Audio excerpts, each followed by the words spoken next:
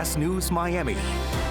Good afternoon, and thank you for joining us. I'm Najahe Sherman, and welcome to CBS News Miami's 4 p.m. Quickcast. Let's take a look at today's top stories. Off the top, we have team coverage following Idalia's impact. It ripped through Florida as a major hurricane. Then it headed to Georgia and South Carolina as a weakened but still powerful tropical storm. This afternoon, we are looking at the path of destruction it left behind. CBS News Miami's Jason Allen joins us live from Keaton Beach. And Jason, we know nearly 40 rescues have been confirmed. As of now, 0 deaths been reported. That's the good news. But what are workers up against at this point? Yeah, that 0 deaths, Najahe, is very, very good news because we saw so many of those deaths from the floodwaters in Ian last year. I would say that the most difficult thing that those teams are up against still is just access to some of these outlying areas, rural areas. There are still some roads here that are blocked either by power lines or trees. And because this area is so rural, you can have people who live down a long dirt road that maybe that's a spot that rescue teams have just not had a chance to check yet. So while the bulk and the majority of those operations have finished, probably in the overnight hours last night, there may still be some very specific, very detailed spots that they are having to check here along the Gulf Coast. And you are seeing this devastation firsthand. We know around 300,000 utility customers continue to be without power in Florida, Georgia, and South Carolina. So what is the most important thing that we can let people know regarding efforts to restore electricity in this extreme heat? That it is going to take some time. Now, they have made some pretty, I think, exceptional progress in the first couple days here of response. Really, as you were mentioning, restoring the majority of customers and getting their power back. However, in some of these areas, and I can tell you because we drove down these roads again this morning and today, there are still lines that haven't been touched. They're broken. There are power poles that are snapped off that need to be replaced. And these are some long, long stretches of roads, Najahe. And in some places, we've been told some of those big high tension lines as well. Those are things that are going to take some time. And talking with people here where we are today, they're prepared for a couple of weeks potentially before they get power back. Yeah, it's going to be a tough stretch of time ahead. Thank you, Jason, for all your reporting. Our team coverage now moves to Doral, and that is where CBS News Miami's Peter Dench has details on Idalia's impact on the local front. I'm Peter Dench in Doral at the Global Empowerment Mission headquarters, where they have been working nonstop to send supplies to North Florida for hurricane victims. We got a look at what supplies they are sending. There's a few things that we always know families need after a disaster like this, and we're able to ramp it up pretty quickly. So you can see here we have everything from hair ties and baby wipes, and then moving along we've got some soap, bathroom kits, travel bathroom kits. So even inside here, Away is one of our donors, the suitcase company out of Austin, and inside the kit you have small amounts of essentials, everything from face cream to tissues and wipes. And then going along down the line, anything we think folks might need for the next few days. Dry socks from bombas, rice, pasta, water, and even Drip Drop's another one of our great donors. You can drop electrolytes into the bottle of water so that you have more than just H2O. And then, of course, food, non-perishable items, soups, Goya, another one of our great donors, fruit cocktail, sausages, green beans, beans. In general, we try to have family packs for at least a family of 4, ideally to get them through a minimum of about 72 hours, but sometimes up to a week, depending on the need of the community. Why is it so important to help out like this? Right, so unfortunately we're no stranger to disasters like this, and our neighbors up north need our help, so we're doing what we can when we can. Jem says they'll be doing all of this as long as they are needed. We'll have much more on the story coming up live at 5. In Doral, Peter Dench, CBS News, Miami. Always alerting, always tracking. This is Next Weather. And taking a live look outside, we are tracking storms. Let's get right to next weather meteorologist Dave Warren with more. Dave. Yeah, brief downpours as they work their way through the area. They're moving pretty quick, but they are pushing through some of the metro areas here. We have downpours just came through right over downtown Miami here. This is looking off to the north. There's the rain. It's tried to drop the temperature a bit, raise the humidity. Heat index is now up to 110 with a temperature of 94. We hit 96 earlier. Here's these showers and storms moving through. That's what's in downtown Miami right now. Thunderstorm, but that's moving right off the coast. The concern is this here, this thin blue line coming out of thunderstorms which were up into Palm Beach County earlier. That is triggering more activity. Inland Broward might continue to work its way through the area, and this activity could push farther and farther south. But now downtown Miami Beach, heading these downpours, they're pushing off the coast. They're not moving in, they're moving out. This is the activity that we'll continue to monitor here. In fact, over the next few hours, look what happens. Here we go. The showers are around. They'll try to work their way through the area and push just off the coast here. Temperatures are in the mid-90s. They have dropped a bit. The humidity, though, is what's really come down. In the Homestead, the heat index is trying to drop with these showers around. It's raised the humidity up, the heat index up to 110, but you are getting some relief in and around these very isolated areas that are getting the downpours here. 96 so far, a record's 95. That's now the old record. This is for today, so we've set a record high, official high temperature coming in just a few minutes here. So we'll see if that 96 can bump that up a degree or two. Weather tomorrow, a lot like today, showers and storms, they will be developing.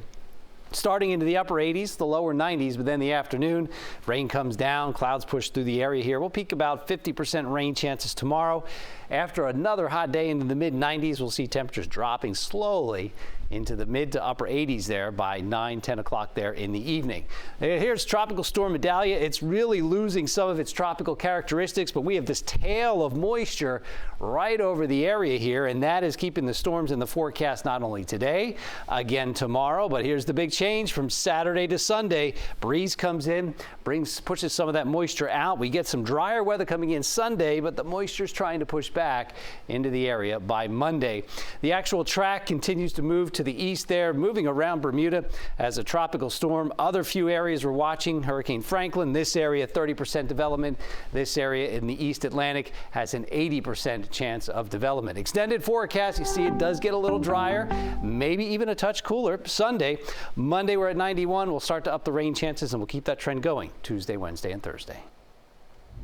All right, thank you, Dave. Our team coverage now turns to South Florida's response to Idalia's impact. Today, trucks from feeding South Florida left Pembroke Park and headed to northern Florida. CBS News Miami's Jacqueline Quinn has the story. Since Hurricane Idalia slammed into northern Florida, the work to clear and clean up has begun.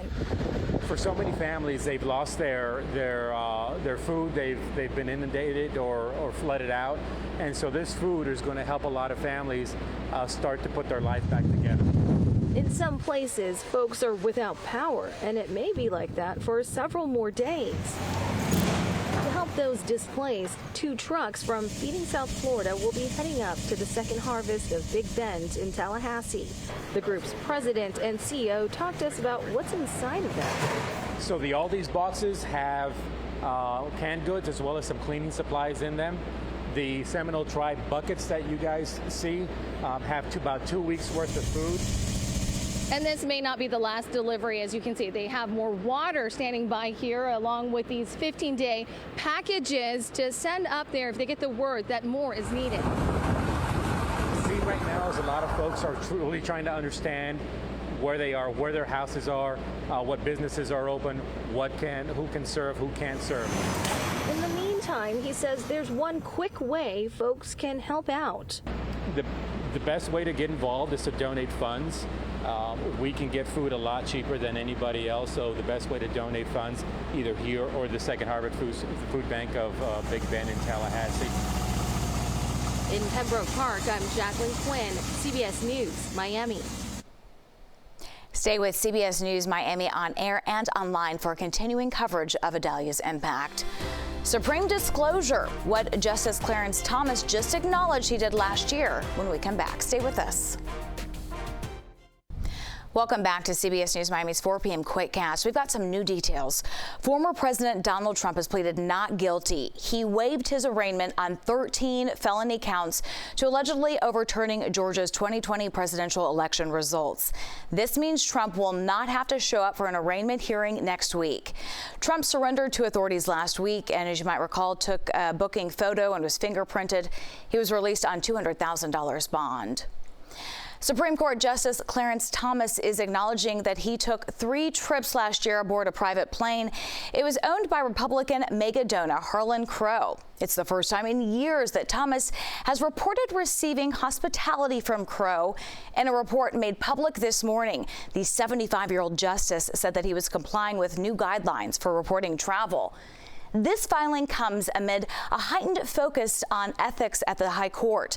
It stems from a series of reports revealing that Thomas has received undisclosed expensive gifts, including international travel from Crow. He's a wealthy businessman and benefactor of conservative causes. Now to a Miami proud that will touch your heart. It's about a Miami fire rescue captain and the boy he rescued in a house fire. That boy's mother died in the fire. As CBS News Miami's Chelsea Jones reports, the fire captain and his fellow firefighters are committed to helping the little boy navigate life's challenges. Put it together. That's the sound of progress. Little TJ Mack is resilient, overcoming huge loss and currently tackling new challenges.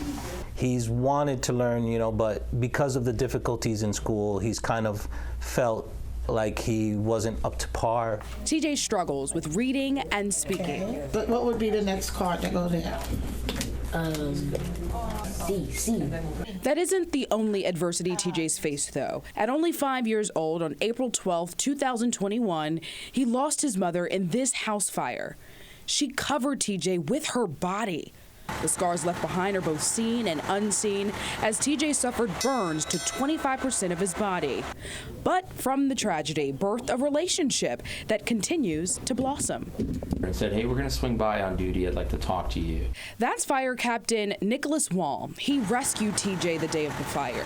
But after seeing the Miami Police Department give TJ a day of experiences, he decided it was time to step up and do the same. And ever since, TJ has been an honorary member of the City of Miami Fire Rescue Team. He'll just run through the firehouse like he owns the place. I am Sam. When Nicholas learned TJ was struggling in school, he reached out to Sylvan Learning, and they helped to bridge the gap. He's been moving pretty quickly, and he's actually been now attempting to read independently. Despite life's challenges, TJ and those who have now become family are continuing to make Miami proud. Trying to enrich his life a bit and trying to, make some positive vibes, with all the tragedy that he's gone through. In Miami, I'm Chelsea Jones, CBS News, Miami. That's your CBS News Miami Quickcast. I'm Najahe Sherman. Stay tuned for more news right here on CBS News Miami.